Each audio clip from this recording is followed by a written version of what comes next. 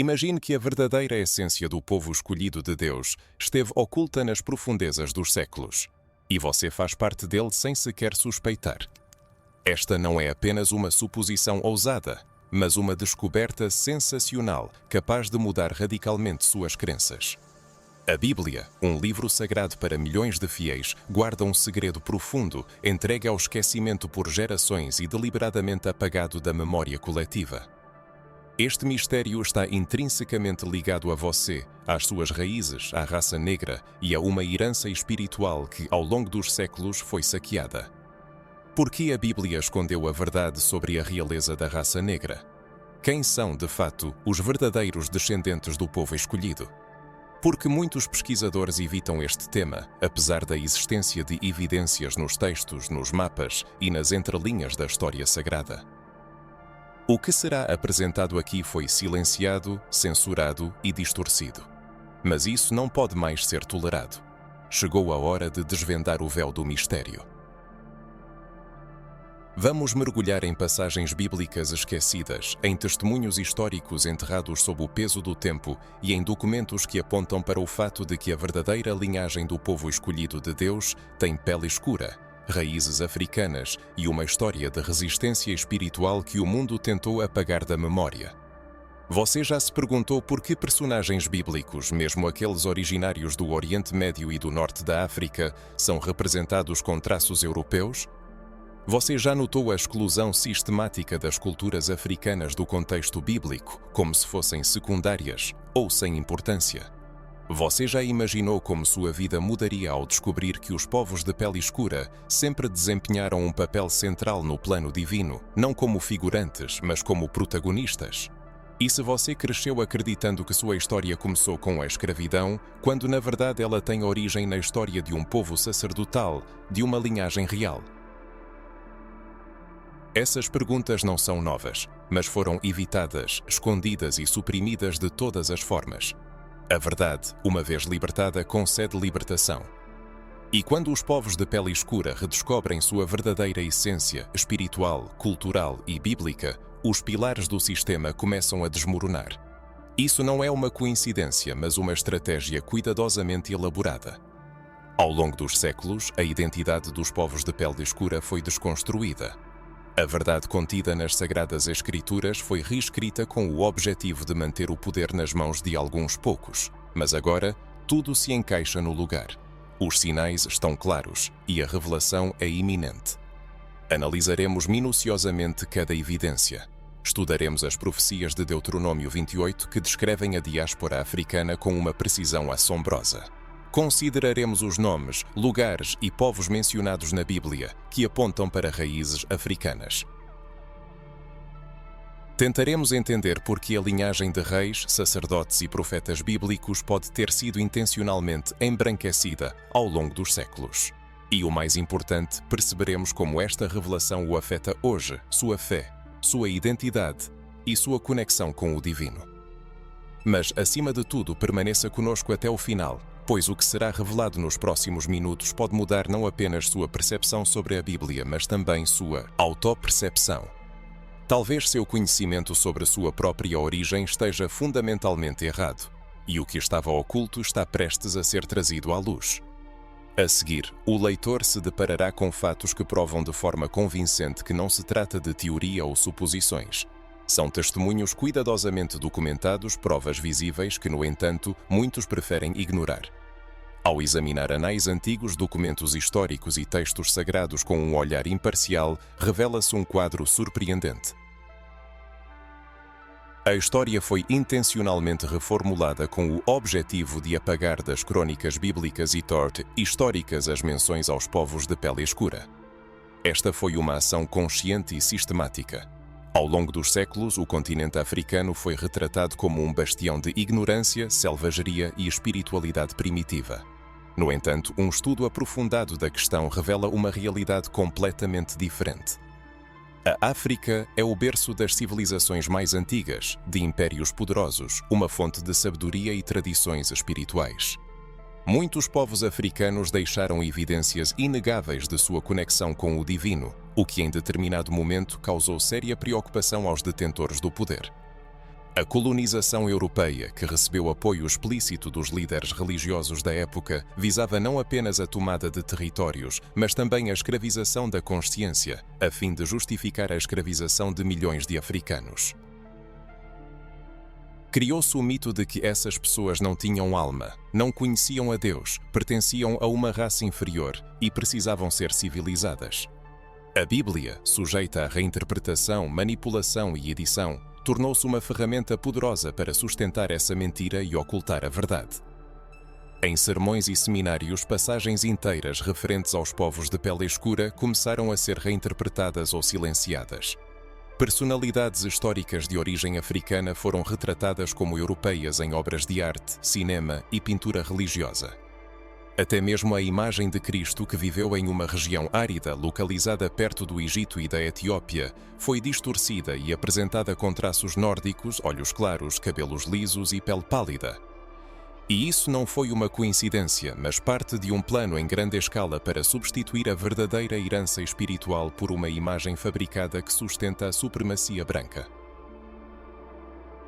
No entanto, recorrer aos textos originais, aos nomes dos povos, à geografia bíblica e às raízes descritas nas Escrituras aponta para uma presença inegável de africanos. O povo de Cuxa, os etíopes, os egípcios, os habitantes de Canaã, todos são mencionados na Bíblia e têm uma relação direta com a história da raça negra. Muitos desses povos se destacavam pela pele escura, cultura desenvolvida e espiritualidade profunda, o que causava preocupação aos colonizadores. É exatamente nisso que reside o ponto crucial. Não se tratava apenas da destruição de um povo, mas da erradicação de sua herança espiritual. Quando a identidade de um povo é apagada, sua conexão com o divino enfraquece. Quando sua história é apagada, ele é privado da possibilidade de se ver como protagonista no plano divino. Foi exatamente isso que aconteceu.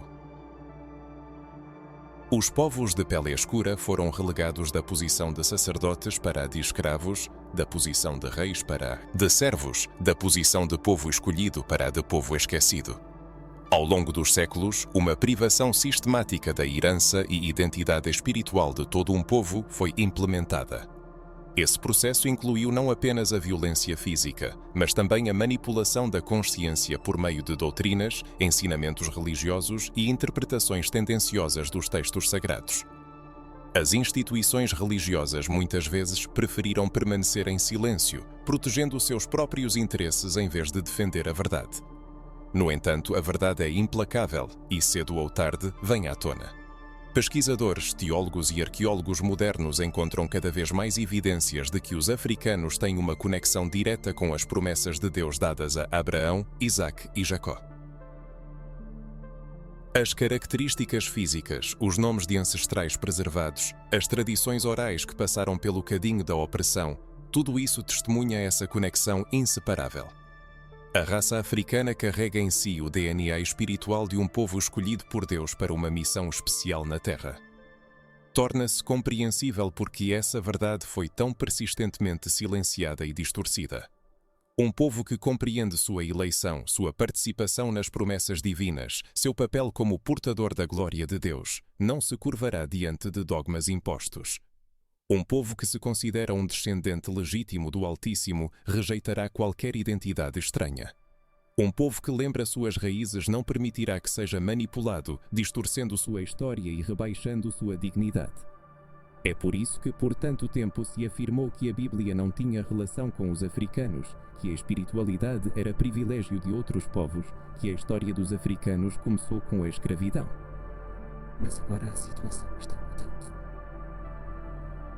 O conhecimento está sendo restaurado, a identidade está retornando. O espírito está enfrentando uma nova que não quer mais viver na ignorância. Não dará aos filhos o novo sentimento de conexão. Não ignora. Este não é apenas um relato, é um despertar espiritual, a interpretação da sua essência, o retorno à identidade perdida. À medida que nos aprofundamos neste tema, mais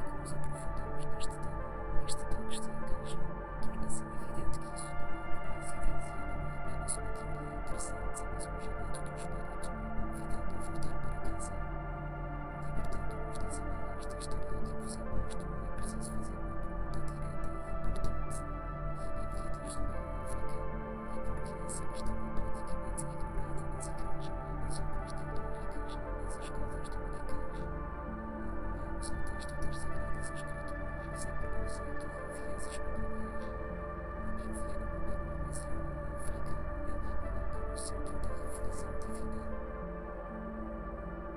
Isso não são especulações, mas fatos registrados no texto. Tem fontes já utilizam descrever os rios que fluem no meio da Nubes e o rio que banha a terra de Nub, onde ficava Nub. Historicamente, Nub é um território que corresponde à Etiópia e ao Sudão modernos, ou seja, uma região africana rica, poderosa, espiritualmente desenvolvida e respeitada por seus vizinhos. Porque isso não é ensinado. Porque, em vez disso, nos apresentam paisagens europeias ou asiáticas, quando a descrição bíblica aponta para uma terra africana. Sobre a África nas Escrituras, da Cuxa à Rainha de Sabá. Nas narrativas bíblicas, a terra africana surge não apenas como pano de fundo, mas como um palco crucial onde se desenrolam eventos decisivos. Lembremos a história de Moisés, que fugiu do Egito após um incidente fatídico. Na terra de Midian, ele encontra não só refúgio, mas também uma família, casando-se com Zípora, filha do sacerdote local Jetro. No entanto, há outro detalhe menos conhecido. Moisés tinha uma esposa cutita. Este fato é mencionado no livro de Números, onde Miriam e Arão criticam Moisés precisamente por seu casamento com uma mulher negra. A reação de Deus foi inequívoca. Ele repreendeu furiosamente os críticos e defendeu Moisés. Assim, o Altíssimo não apenas aprovou a união com uma africana, mas também condenou aqueles que ousaram julgá-lo. Infelizmente, o nome Cuxa foi silenciado ao longo dos séculos como se não tivesse importância, embora, na verdade, desempenhe um papel vital na história bíblica. Outro exemplo marcante é o eunuco etíope, personagem do capítulo 8 de Atos. Este alto oficial da rainha Candace da Etiópia, responsável por todos os seus tesouros, era um africano proeminente que havia viajado a Jerusalém para adorar a Deus. Ele deixou sua terra natal para buscar o Deus de Israel e foi a ele que coube encontrar o Espírito Santo através de Filipe. Este africano de pele escura, e não um romano ou grego, recebeu a revelação sobre o Messias. Foi batizado e retornou para casa, levando consigo as boas novas. A África não é apenas um episódio na história bíblica, ela é um de seus protagonistas. Lembremos do rei Salomão, o mais sábio dos sábios, construtor do templo e autor de Provérbios e Eclesiastes. Ele recebeu a rainha de Sabá, que veio dos confins da terra com riquezas incalculáveis, perguntas complexas e sede de sabedoria. Sabá, um reino localizado entre o sul da Arábia e o norte da Etiópia, era uma região que abrangia partes da África. A rainha foi recebida com honra e não com desprezo. As lendas contam que ela voltou para casa, impressionada com o que viu, e trouxe consigo o conhecimento do Deus de Israel. Algumas tradições afirmam que ela e Salomão tiveram um filho em comum, que se tornou um rei africano, fortalecendo a aliança espiritual entre Jerusalém e a Etiópia. Cuxa, Egito, Etiópia, Sabá. Essas regiões e seus representantes proeminentes fizeram contribuições significativas para a narrativa bíblica. Não são povos pagãos e ignorantes, como tentaram nos fazer crer, mas nações com sabedoria, riqueza, fé e um legado. São nações africanas negras. Por que então esses povos, tão vividamente representados na Bíblia, são ignorados nas interpretações modernas? Porque em Bíblias ilustradas, filmes religiosos e sermões dominicais, todos os personagens são retratados com pele clara, olhos azuis e cabelos lisos? Por que estamos tão alienados da nossa própria história? A resposta reside na colonização religiosa, no esforço coletivo para criar a impressão de que tudo o que é sagrado é branco, tudo o que é africano é mundano, tudo o que é negro é inferior. Mas o texto bíblico lido honestamente diz o contrário. A África é a terra natal de muitos servos de Deus, o berço da fé de muitos profetas, um lugar de milagres, encontros divinos e alianças espirituais. E tudo isso foi deliberadamente silenciado. Apesar das tentativas de apagar essa conexão da memória de gerações, ela, como uma semente enraizada no solo, nunca desapareceu completamente. Nomes, lugares, personagens, como fragmentos de um espelho quebrado, guardam a verdade, esperando sua hora para ser redescoberta e reunida. E agora, neste exato momento, cada um se encontra face a face com essa verdade, percebendo talvez pela primeira vez que é parte dessa história antiga. O sangue dos ancestrais, a herança cultural e as raízes espirituais se revelam entrelaçados com a Bíblia muito mais intimamente do que jamais se imaginou. Surge a pergunta: essa descoberta o toca? Você já refletiu sobre a profunda conexão entre os povos africanos e os eventos bíblicos? Já notou as tentativas persistentes de afastá-lo de sua herança espiritual? Se essas perguntas ressoam em sua alma, então isso abre um caminho para a reconexão com o passado, o despertar da autoconsciência e a restauração da identidade perdida. Pois, quando um povo começa a compreender sua verdadeira origem, nada pode detê-lo em seu caminho para o progresso. E quando os fatos são confrontados, a pergunta inevitavelmente surge: quem eram os judeus originais? Qual era a sua aparência? Que características físicas lhes eram inerentes? De onde eles vieram? Se a Bíblia está tão organicamente ligada à África, se personagens-chave viajaram por terras africanas e se as descrições bíblicas apontam para pessoas cujas características são semelhantes às da população africana de pele escura, então por que os judeus não poderiam ser de pele escura? Essa pergunta permaneceu sem resposta por séculos, intencionalmente ignorada, pois forçava a reavaliar concepções estabelecidas, a destruir imagens construídas, pinturas impostas, livros didáticos, filmes e até mesmo doutrinas teológicas. Mas agora, reunindo coragem, cada um se depara com essa questão face a face, e a resposta começa a surgir como um raio de luz que atravessa a névoa. Os judeus originais eram pessoas de pele escura. Essa afirmação, que pode parecer chocante para aqueles que cresceram na cultura de embranquecimento da Bíblia, encontra confirmação em dados históricos, arqueológicos, geográficos e até linguísticos. Se nos voltarmos às origens dos patriarcas, às regiões onde Abraão, Isaque, Jacó e seus descendentes peregrinaram, torna-se evidente que a narrativa bíblica se desenrola em uma região intimamente conectada com o nordeste da África, o norte da Arábia e o chamado Crescente Fértil, terras que na antiguidade eram habitadas por povos de pele escura e traços afro-asiáticos. O fator geográfico desempenha um papel crucial aqui. Os judeus se estabeleceram em Canaã, uma terra vizinha ao Egito, fazendo fronteira direta com o continente africano. Em tempos de fome, Jacó e sua família foram para o Egito, onde permaneceram por séculos. Se por gerações eles viveram, casaram-se, trabalharam, misturaram-se e até mesmo foram escravizados em um país africano como o Egito, quais seriam as chances de manterem cabelos, olhos e pele claros? A resposta é óbvia. Vale a pena também considerar um fato frequentemente negligenciado. Quando José, filho de Jacó, foi vendido como escravo e levado para o Egito, muitos anos depois ele não foi reconhecido por seus próprios irmãos. Eles o viram, falaram com ele, negociaram, mas não o reconheceram. Se sua aparência fosse drasticamente diferente da dos egípcios, isso certamente teria chamado a atenção deles. Mas não, eles não o reconheceram porque ele estava vestido como um egípcio, falava como um egípcio e parecia um egípcio.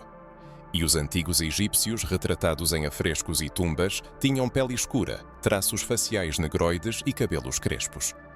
Este é um fato documentado e facilmente verificável.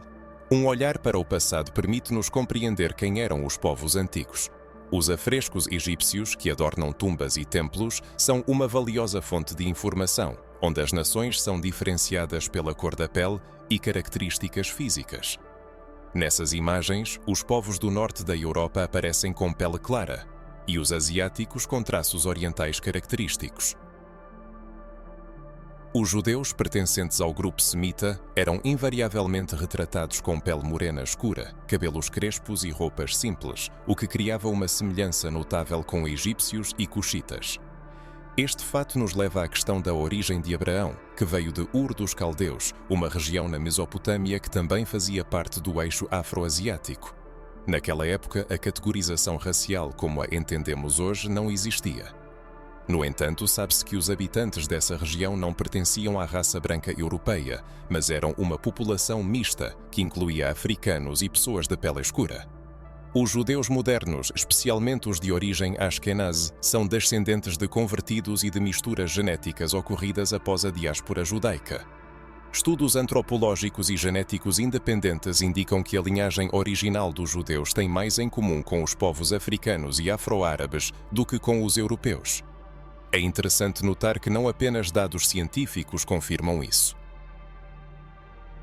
Muitos estudiosos judeus, incluindo historiadores, reconhecem que a linhagem judaica estava originalmente ligada a povos de pele escura.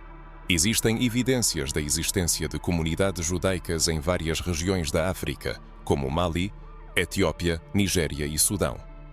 Essas comunidades seguiam práticas religiosas idênticas às judaicas, mas diferiam da imagem eurocêntrica que é comum hoje. Uma pergunta legítima surge: e se os judeus originais estiverem espalhados pelo mundo e forem parte da população negra? E se os descendentes de Judá, Levi, Benjamim e outras tribos de Israel viverem entre nós sem saber de sua verdadeira origem e herança espiritual? Talvez seja por isso que muitas pessoas negras sentem uma profunda conexão com os textos bíblicos, mesmo sem uma explicação racional. Talvez seja por isso que a sua espiritualidade desempenha um papel tão importante nas comunidades negras, manifestando-se em uma sede de Deus, busca espiritual e uma sensibilidade especial. Isso não é coincidência, mas uma manifestação da memória espiritual, de uma herança ancestral e do chamado do DNA para a reunificação. Os colonizadores, ao enviar milhões de africanos para a escravidão, tinham um objetivo específico. Entre esses homens, mulheres e crianças estavam descendentes das tribos israelitas que migraram para a África ao longo dos séculos. Eles mantinham sua fé, costumes, cânticos, orações e leis. Foi por isso que se tornaram um alvo. Não foi apenas a escravidão econômica, mas uma subjugação espiritual, uma tentativa de destruir as raízes de um povo escolhido por Deus. No entanto, apesar do sofrimento, das correntes e da perseguição, essa raiz sobreviveu. Ela se preservou em cânticos de lamento, salmos cantados em segredo, nomes de família e orações sussurradas à meia-noite. E continua viva hoje, no momento em que o ouvinte sente algo despertar dentro de si. O véu cai e a verdade vem à luz. Talvez esta verdade esteja chegando aos seus ouvidos pela primeira vez, mas isso não significa que ela não existia. Pelo contrário, isso aponta para esforços deliberados para escondê-la de você. Mas agora que você sabe, não há como voltar atrás. Resta apenas a pergunta: como você usará esse conhecimento? Se essa informação ressoa em sua alma e você já sentiu uma conexão entre a origem africana e a identidade judaica, então este é um chamado para participar ativamente na restauração de uma história que permaneceu nas sombras por tanto tempo. A compreensão da verdadeira aparência dos primeiros judeus inevitavelmente levanta uma questão: se os descendentes do povo escolhido por Deus tinham pele escura e traços africanos, porque todas as representações de pinturas a filmes religiosos retratam personagens bíblicos como pessoas de pele branca, olhos claros e cabelos lisos? A resposta não reside em preferências estéticas, mas na busca pelo poder. O controle da imagem visual significa controle da história, e o controle da história é o controle da consciência. Desde os primeiros séculos do cristianismo institucional, houve uma transformação radical da representação visual da fé, realizada com precisão cirúrgica. O objetivo era separar os africanos de suas raízes espirituais, forçar os descendentes dos primeiros judeus a olhar para as imagens de Jesus, Moisés, Davi e Salomão, e não se reconhecer nelas. E essa tarefa foi brilhantemente executada. A iconografia bíblica sofreu uma distorção completa. Na era do Renascimento europeu, artistas cristãos começaram a retratar personagens bíblicos com os rostos de seus governantes, aristocratas e clérigos. Jesus deixou de ser um homem do Oriente Médio, transformando-se em um europeu. Maria assumiu os traços de uma nobre italiana. Os anjos tornaram-se loiros e delicados. Os profetas bíblicos que viveram sob o sol escaldante da África e do Oriente Médio foram retratados com a pele pálida daqueles que nunca conheceram o calor. Com o tempo, essas imagens distorcidas se espalharam por toda parte, preenchendo igrejas, bíblias ilustradas, livros litúrgicos, vitrais, crucifixos, filmes e literatura. E o mais trágico é que essas imagens passaram a ser aceitas como a verdade final. No entanto, ao consultar as mais antigas evidências visuais e escritas, pode-se ver um quadro completamente diferente. Manuscritos etíopes medievais mostram claramente Jesus e os apóstolos com pele escura. Ícones coptas egípcios, datados dos primeiros séculos do cristianismo, retratam santos de pele escura com narizes largos, lábios cheios, cabelos crespos e pele em tons que variam do bronze escuro ao ébano. Estas não são meras variações culturais como alguns tentam fazer crer. Estas são representações autênticas, baseadas na aparência real das pessoas daquela época.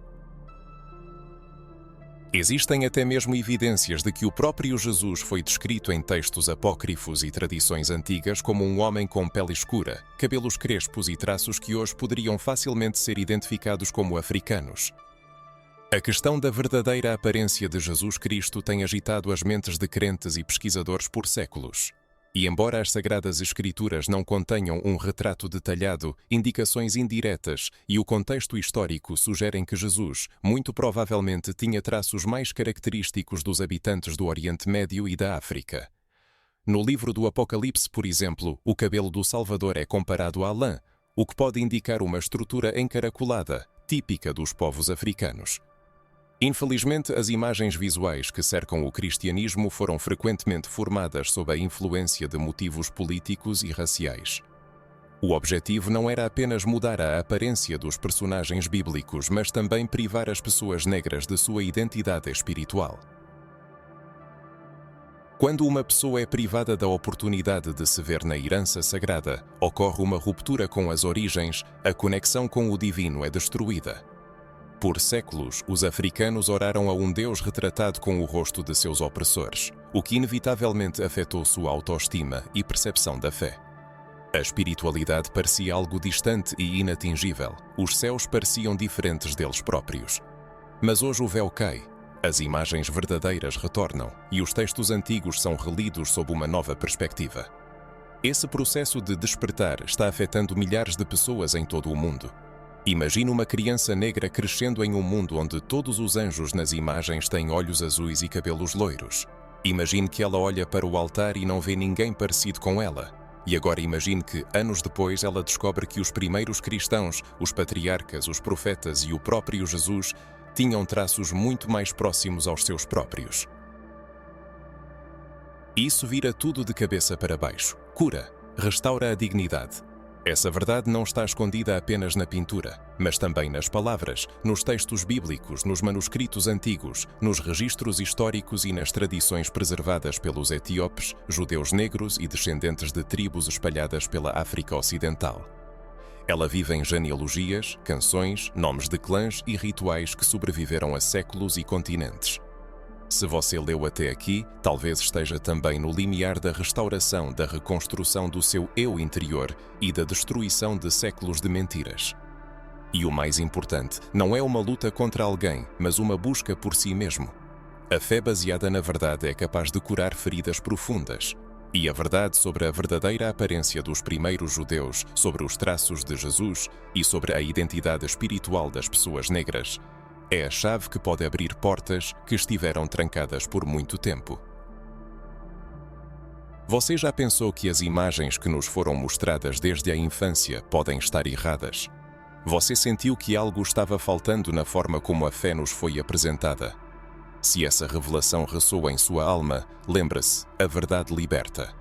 Vamos juntos restaurar nossa imagem, nossa fé e nossa herança espiritual nas Títulos. Profundezas da memória humana, imagens e evidências visuais do passado ganham vida, permitindo-nos perceber que a verdade reside não apenas na aparência dos personagens bíblicos, mas também nas profecias que ecoaram milénios atrás. Palavras, esculpidas com precisão cirúrgica e dotadas de poder poético, escondem uma profunda tristeza.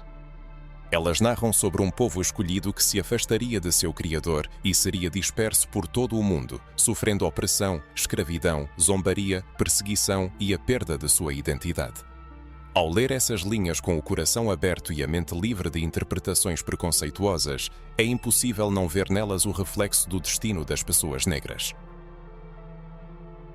Na Bíblia, há um capítulo que, como um espelho, reflete a história dos africanos e seus descendentes espalhados por todo o mundo, Deuteronômio 28.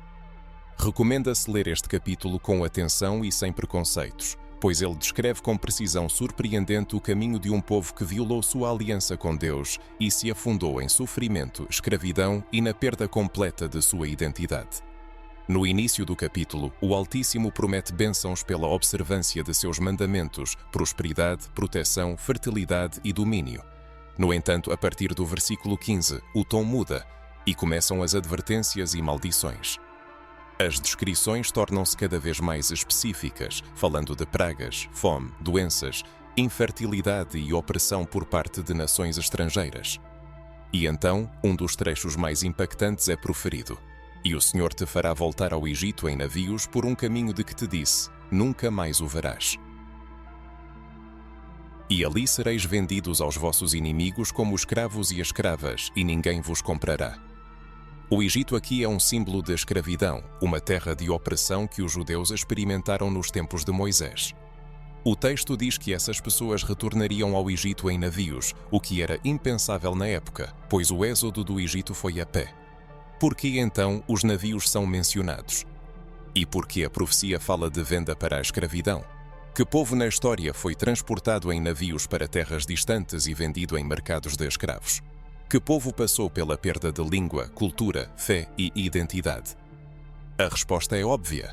A diáspora africana, resultado do tráfico transatlântico de escravos, tornou-se o maior deslocamento forçado de pessoas na história. Milhões de homens, mulheres e crianças africanos foram arrancados de sua terra natal, separados de suas famílias, despojados de suas roupas, acorrentados e colocados nos porões escuros e fétidos de navios, para serem levados a terras distantes onde foram vendidos, humilhados e explorados. Isso não corresponde a Deuteronômio 28? Não se trata de coincidências, mas de um retrato profético, escrito há mais de 3.000 anos, que descreve com precisão a história das pessoas negras nos últimos 5 séculos. Essas profecias não se cumpriram para outros povos, mas se encaixam perfeitamente na trajetória dos africanos escravizados, um povo disperso entre as nações que perdeu sua língua e nome, esqueceu seu Deus e começou a adorar os deuses de seus opressores, um povo rejeitado, perseguido e discriminado, considerado amaldiçoado, embora na verdade seja herdeiro de uma bênção. O povo enfrentaria as consequências da desobediência. Mas isso não é tudo. O livro de Deuteronômio prediz que esse povo se tornaria objeto de desprezo e escárnio, seus filhos seriam tirados, suas esposas dadas a outros e seu trabalho não traria frutos. Eles seriam elevados por um curto período, apenas para depois serem humilhados sob o domínio de nações que falavam línguas incompreensíveis. Nesses termos, sente-se uma dor secular que ainda sangra. No entanto, há um detalhe importante. O texto afirma que essas maldições se tornariam um sinal eterno para o povo, uma espécie de marca, lembrando a aliança quebrada. É uma ferida aberta, mas também um indicador de origem, um mapa apontando o caminho de volta para casa. Se os sofrimentos descritos em Deuteronômio 28 são tão claramente rastreáveis na história dos povos negros em todo o mundo, isso pode indicar sua conexão com a promessa. Isso muda tudo, preenchendo com novo significado cada lágrima, injustiça, perda, cada navio negreiro e corrente. Tudo isso não foi o fim, mas apenas parte da jornada de um povo que se perdeu, mas agora desperta para retornar. E esse processo já está em pleno andamento. Na esfera espiritual, um movimento silencioso, mas poderoso, está acontecendo. Homens e mulheres negros começam a questionar, a se levantar e a se lembrar, como se o Espírito estivesse soprando vida em ossos secos.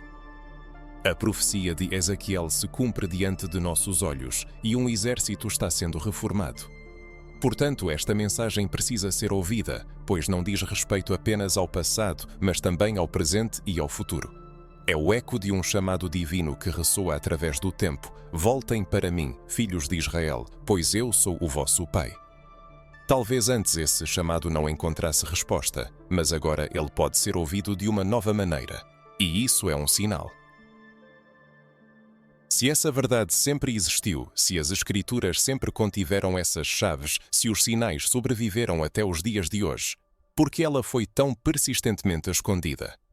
Por que a história da raça negra como um povo escolhido, herdeiros legítimos das promessas bíblicas, foi silenciada, distorcida e apagada? Por que isso não foi falado nas igrejas, nos livros escolares, nas aulas de história ou nos seminários teológicos? A resposta a essa pergunta é profunda e incômoda. Ela subverte estruturas e sistemas estabelecidos ao longo dos séculos. A verdade foi escondida porque ela liberta, e pessoas livres não são propensas à submissão. No conhecimento da sua identidade reside um poder imenso, uma autoridade espiritual que desperta quando um povo reconhece sua origem divina, e isso sempre representou uma ameaça para aqueles que buscam dominar. Desde os primeiros dias da colonização, as elites políticas e religiosas perceberam que o controle total sobre um povo só seria possível controlando sua espiritualidade. Não bastava privar o corpo da liberdade, era necessário aprisionar a mente e o espírito, separando os povos negros de suas raízes bíblicas, sua herança espiritual e suas tradições sagradas. Com esse objetivo, foi criado um sistema de silêncio, um projeto deliberado de apagamento. Esse apagamento ocorreu em diferentes níveis, nas traduções e interpretações das Escrituras. Passagens referentes aos povos africanos eram ignoradas, amenizadas ou omitidas. Na arte religiosa, ocorria um embranquecimento das figuras sagradas nas instituições de ensino e currículos escolares. Eram excluídas as menções à presença de povos negros em textos antigos e, finalmente, doutrinas eram impostas, afirmando que a raça negra havia surgido de uma maldição, incapaz de liderança e destinada à submissão eterna. Os círculos dominantes sempre buscaram manter o povo em obediência. Esse controle baseava-se em um medo profundo do despertar da autoconsciência entre os afrodescendentes. Havia um terror latente de que alguém pudesse olhar para os textos sagrados sob uma ótica diferente e perceber seu verdadeiro significado aplicável a eles. Pois quando um povo reconhece sua eleição divina, ele se torna incontrolável, deixa de aceitar a condição de escravidão, rejeita doutrinas impostas e ídolos estrangeiros, levantando-se para lutar por seus direitos. Tal revolta é inaceitável para o sistema, pois as instituições religiosas historicamente estiveram em estreita aliança com as estruturas políticas e económicas de poder. Essa união entre trono e altar sempre serviu ao propósito de manter a submissão da população. E nada representava uma ameaça maior a essa aliança do que a reinterpretação da forte linhagem espiritual dos povos negros. É por isso que ainda hoje, quando alguém ousa afirmar que os judeus eram pessoas de pele escura, que Jesus tinha traços afro-orientais, que os profetas tinham pele escura e cabelos crespos, o sistema reage com desprezo, ignorância ou censura. A verdade, ousadamente expressa, perturba aqueles que vivem na mentira. Imagina o impacto que isso teria nas igrejas tradicionais, onde fiéis negros sempre ocuparam os bancos, cantaram, oraram e fizeram doações, mas raramente ocuparam posições de destaque, raramente serviram como modelos ou raramente possuíam autoridade teológica. O que acontecerá quando essas pessoas perceberem que não são apenas parte da história bíblica, mas podem ser o centro de suas promessas? O que acontecerá com os dogmas baseados na ideia de que os afrodescendentes devem servir com humildade e aceitar o sofrimento como parte de seu destino? O sistema ruirá, porque foi criado precisamente para evitar tal despertar. Um despertar não apenas intelectual, mas espiritual, uma reunificação com o divino, com os ancestrais, quando a memória dos antepassados se inflama nos corações, queimando as correntes mentais e religiosas impostas ao longo dos séculos. E não se deve pensar que isso é apenas uma teoria da conspiração. Basta observar a reação muitas vezes feroz quando essa questão é levantada. Tente discutir isso em um círculo de crentes conservadores, ou propor esse ponto de vista em uma escola teológica tradicional ou seminário. Em muitos casos, você será acusado de heresia, cisma e exagero. Mas porquê? Porque uma simples pergunta como: e se os afrodescendentes forem o verdadeiro Israel bíblico? causa tanto desconforto? A resposta é simples, porque essa pergunta muda tudo. Ela muda a autoperceção, a abordagem da leitura da Bíblia, a posição no mundo. E o sistema teme essas mudanças. Pois quando uma pessoa se reconhece como herdeira legítima, ela começa a se comportar de maneira diferente, a falar de maneira diferente, a orar de Dan. Maneira diferente, ela para de pedir permissão e começa a reivindicar seus direitos, para de se rastejar e começa a governar. Assim, o ocultamento dessa verdade tornou-se uma questão de sobrevivência para as elites dominantes. Eles entendiam que um povo sem autoconsciência é mais fácil de manipular, que um povo que não se encontra nas Escrituras aceita qualquer doutrina, que um povo que se considera desprovido de um lugar na história sagrada se contenta com quaisquer migalhas. Mas um povo que se reconhece como uma nação santa, um sacerdócio real, uma raça eleita, esse povo não pode ser parado. E agora esse povo está despertando. Essa verdade irrompe como um trovão em céu azul. Os ossos secos começam a se juntar e esse som ecoa por todo o mundo. O inimigo sabe disso, os impérios sabem disso e, portanto, a resistência se intensifica.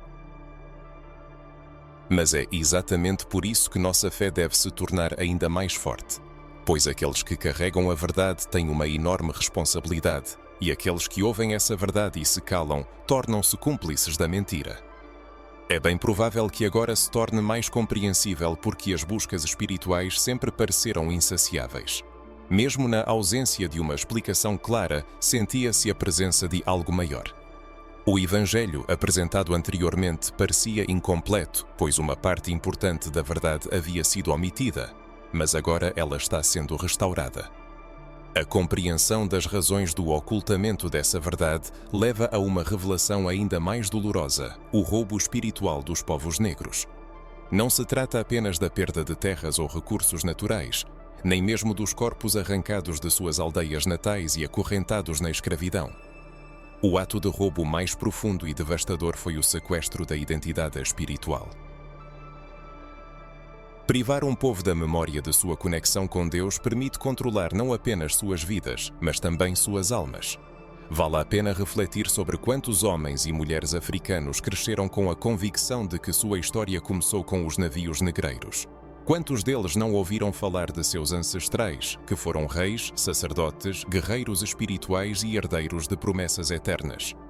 Quantos foram ensinados a acreditar que a cor de sua pele era um sinal de maldição, quando na verdade é um símbolo de pertencimento? Este foi o maior roubo da história, uma desunião espiritual intencional. Ao longo dos séculos, o sistema procurou escravizar não apenas os corpos, mas também as almas, forçando-os a esquecer cânticos antigos, orações, nomes de ancestrais e ritos que ligavam as gerações ao verdadeiro Deus. Missionários e senhores de escravos uniram-se para apagar a memória do passado e impor uma identidade artificial, baseada na submissão, na obediência cega e no sentimento de inferioridade. Aos negros foi incutido que eram meros servos, nascidos para o trabalho, descendentes de Cam, condenados a uma maldição. A mentira era apresentada como teologia. Mas o que foi tirado pela força, Deus preservou em segredo. Mesmo nos navios negreiros, nas plantações e nas senzalas, a centelha da herança espiritual continuou a arder. Ela se manifestava em orações secretas, em cânticos de lamento que mais tarde seriam conhecidos como spirituals, em nomes hebraicos disfarçados de apelidos africanos, e na fé transmitida de mãe para filho em profundo sigilo. É possível roubar a terra e a liberdade, até mesmo livros, mas é impossível apagar completamente o que Deus inscreveu em suas almas. É precisamente esse renascimento da herança espiritual que está acontecendo agora. Os povos negros começam a relembrar sua verdadeira essência. Fragmentos dispersos se unem e a verdade oculta brilha mais forte do que as mentiras repetidas por séculos. Esta reunificação não é apenas intelectual, mas também espiritual, libertadora e transformadora. Quando a percepção de que eles não são uma casualidade, nem o resultado de uma maldição, mas sim os herdeiros diretos de uma linhagem escolhida por Deus, uma transformação interna ocorre. É como o acender de uma chama adormecida, o despertar de uma voz ancestral que diz: Tu és meu filho, tu és minha filha, eu nunca te esqueci. Esta reunificação é um ato de libertação das mentiras que os escravizaram, das correntes mentais que os limitavam, das paredes que os impediam de ver sua verdadeira essência, do fardo da rejeição, da inferioridade imposta e da espiritualidade distorcida que lhes foi apresentada como a única possível. Chegou o tempo para a restauração das conexões espirituais e talvez esse sentimento já esteja amadurecendo nas profundezas da alma.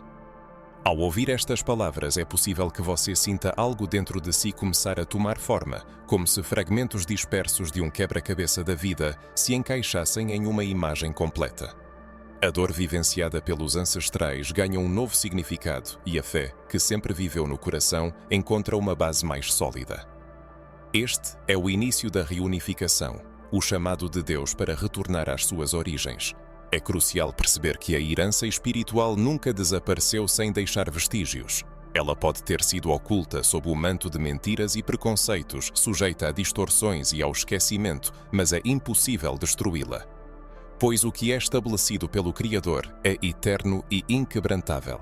Nenhuma império, nenhum sistema, nenhuma mentira humana tem o poder de anular o desígnio divino. Se o Altíssimo os chamou de povo eleito, vocês permanecem assim para sempre. Se Ele lhes concedeu dignidade real, nenhuma adversidade do destino poderá tirá-la. Se Ele os consagrou a um sacerdócio santo, nada pode apagar esse selo. Nem o tempo, nem a escravidão, nem a opressão têm poder sobre a herança espiritual. Ela está viva e aguarda sua hora de ser reivindicada.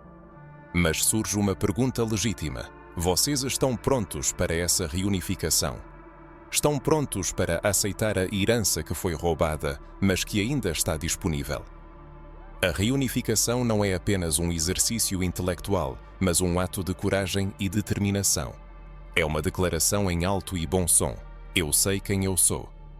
É um desafio ao mundo que por muito tempo tentou diminuir sua dignidade.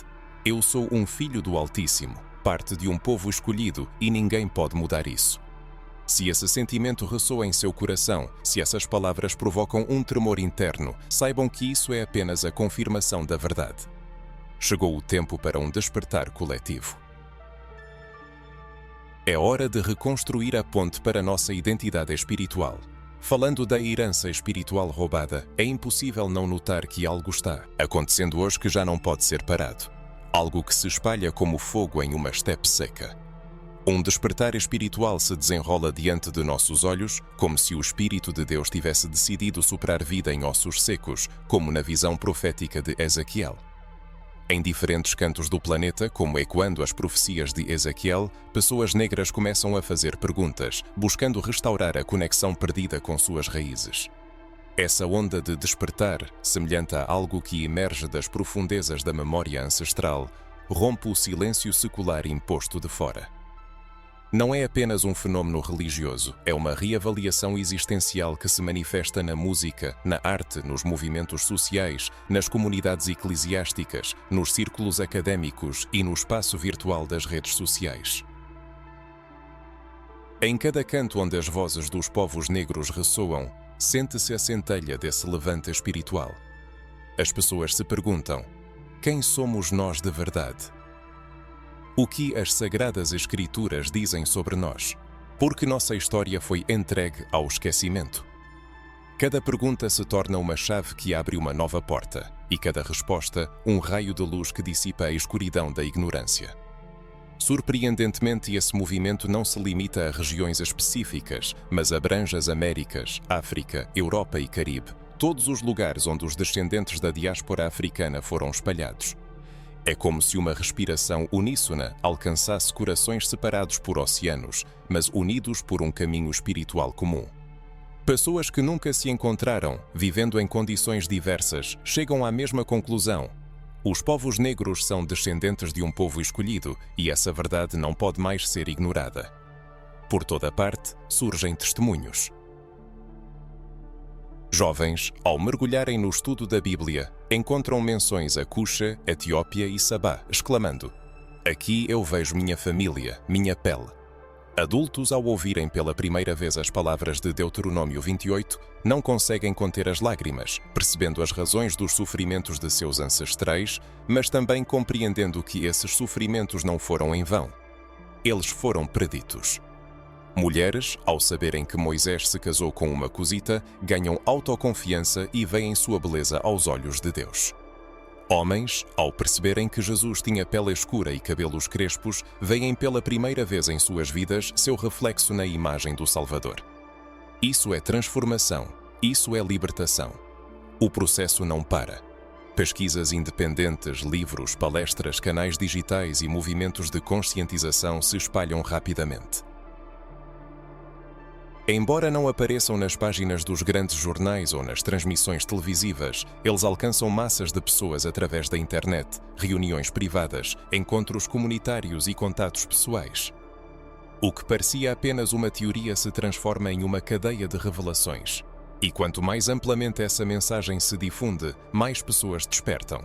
É como se observássemos um gigante adormecido se levantar lenta, mas seguramente. Um povo que começa a relembrar sua história já não pode ser parado. Este despertar tem um profundo impacto espiritual.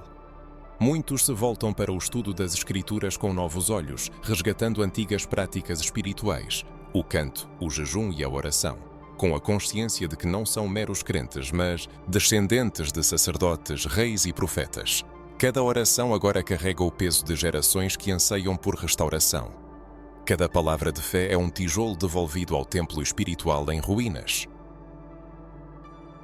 O despertar gera uma nova sede de santidade, uma fome pela palavra de Deus e a coragem de proclamar a verdade. E o mais surpreendente é que este despertar é tanto coletivo quanto pessoal.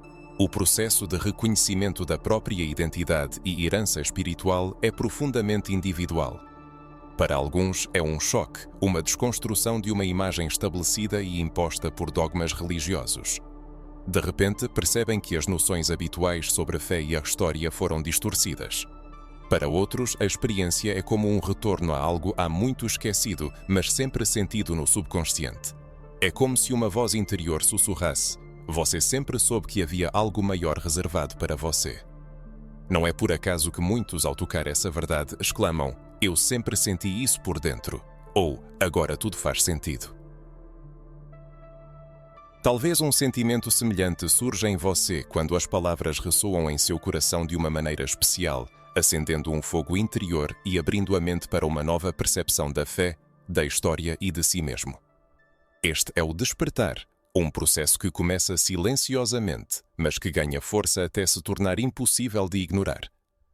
Com cada pessoa que desperta, uma corrente de mentiras enfraquece, e com cada nova voz, a opressão espiritual diminui. É uma revolução da consciência, uma revolução da identidade, uma revolução espiritual que não necessita de armas. É importante entender que este despertar não diz respeito apenas aos afro-americanos, mas a toda a humanidade. A verdade, uma vez liberta, transforma o mundo. No entanto, para os afro-americanos, este processo tem um significado especial, pois está ligado ao resgate de uma herança perdida, à restauração da dignidade, à cura de feridas emocionais e à compreensão de seu papel vital no plano de Deus. Este processo já foi iniciado e é impossível de parar. Se você se sente parte deste despertar, se o que ouviu confirma suas sensações internas, lembre-se de que o despertar não é uma experiência solitária, mas um movimento coletivo, uma restauração em massa. Cada nova voz fortalece este movimento. Agora que você chegou a este ponto, esta revelação sem dúvida o tocou. Inevitavelmente surge a pergunta: o que fazer com esta verdade? Afinal, uma verdade de tal magnitude não pode permanecer em silêncio, ela exige uma resposta, uma decisão, uma ação. Primeiro, reflita. Como sua vida mudará quando você reconhecer sua pertença a um povo escolhido?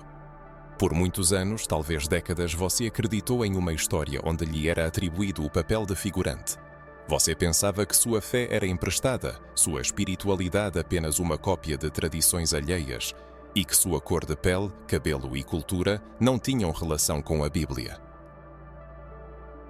Mas agora, considerando tudo o que foi dito, você entende que não só tem o direito a um lugar na história, mas também pode estar no centro do plano divino. Você percebe que não é um observador externo, mas uma parte integrante deste plano, apenas não sabia disso antes. E essa consciência muda tudo. Sua relação consigo mesmo, sua autoestima, sua fé, suas orações. Você deixa de pedir favores a Deus e começa a falar com Ele como um filho que reivindica sua herança. Você para de se sentir insignificante, incompleto, esquecido e começa a se reconhecer como parte de um sacerdócio real, escolhido desde a fundação do mundo. Nisto reside a força desta verdade, não apenas na informação, mas na transformação. A consciência abre novos horizontes, mas apenas possuir o conhecimento não é suficiente. O conhecimento torna-se o ponto de partida a partir do qual a própria vida se desenrola. Agora que a herança espiritual é conhecida, é preciso decidir como agir com esta revelação. Continuar a arrastar a existência como um escravo sentindo-se incompleto é inútil. Ou levantar o espírito, assumir uma posição firme e declarar com confiança: eu sei quem eu sou aos olhos do Altíssimo. Esta escolha cabe a cada um, pois a verdade já foi proclamada, mas a sua vivência é um assunto pessoal. E aqui surge outro ponto crucial. Esta verdade não deve ser o destino de apenas uma pessoa. O despertar é de natureza coletiva, assim como a restauração. O inimigo conseguiu manter esta mentira forte por tanto tempo apenas porque ela era guardada em silêncio. Mas quando uma pessoa desperta e compartilha sua experiência, isso acende uma faísca em outra. Como uma chama que passa de vela em vela, a luz ilumina outros corações, lares e famílias. E então a escuridão perde seu poder. Por isso é preciso buscar mais, estudar, pesquisar, ler as Escrituras com um novo olhar, questionar as noções estabelecidas. Discutir isso com outros, pois quanto mais profundo o mergulho, mais clara a imagem se torna. Quanto mais diligente a busca, maior a compreensão espiritual que se revela. E quanto mais generosamente se compartilha, mais pessoas reconhecem sua verdadeira essência. Este é um verdadeiro ato de libertação, não apenas despertar sozinho, mas despertar junto com seu povo. Talvez surjam dúvidas. Conseguirei fazer isso? Não serei rejeitado se começar a falar sobre isso? Certamente haverá resistência. Muitos zombarão, acusarão de exageros e invenções. Mas é importante lembrar que a verdade liberta e ela sempre perturbará aqueles que vivem na mentira. Não é preciso tentar convencer a todos. Basta semear a semente. Quem tem ouvidos para ouvir, ouvirá. Quem tem olhos para ver, verá. O resto é obra do Altíssimo. Agora, propõe-se um pequeno exercício. Imagine que amanhã você decide viver de acordo com esta verdade. Como isso mudará a maneira como você se vê no espelho? Como isso afetará a educação dos seus filhos? Como sua atitude em relação à fé, à comunidade e à vida em geral mudará? Esta é a materialização prática da revelação. Não é apenas teoria, mas vida real. É uma identidade restaurada, dignidade recuperada e fé renovada. E é importante notar que esta é apenas a ponta do iceberg. Há muito mais a ser desvendado, muitas camadas a serem exploradas. Mas a jornada já começou. O primeiro passo foi dado, uma vez que você ouviu esta mensagem até o fim. Agora é preciso continuar avançando, sem parar e sem deixar a chama se apagar. Pois cada passo em direção à verdade é um passo para longe das correntes da mentira, um passo em direção à libertação. Talvez esta informação tenha confirmado o que você já sentia por dentro, ou tenha aberto um novo horizonte que você nunca antes suspeitou. Se esta mensagem realmente o tocou, não a guarde para si. É preciso compartilhá-la com aqueles que precisam do conhecimento, sejam familiares, amigos ou simplesmente pessoas em busca de sentido na vida. Torne-se um instrumento para o despertar de outros. Tais testemunhos não são apenas palavras, eles fortalecem o movimento, fortalecem a fé e restauram a verdade. O sistema tentou silenciar, mas cada vez que uma voz se levanta e declara "Eu sei quem eu sou", essa parede de silêncio começa a ruir. E isso não vai parar até que todos ouçam, até que todos despertem, até que todos saibam que as Escrituras nunca pararam de falar sobre eles. Simplesmente tentaram esconder, mas agora a revelação retornou e não há como voltar atrás. Se esta mensagem foi recebida, significa que há um desejo sincero pela verdade, não obscurecido pelo medo. A jornada está apenas começando e há muitas outras revelações poderosas à frente que abrirão ainda mais os olhos. Não pare no meio do caminho.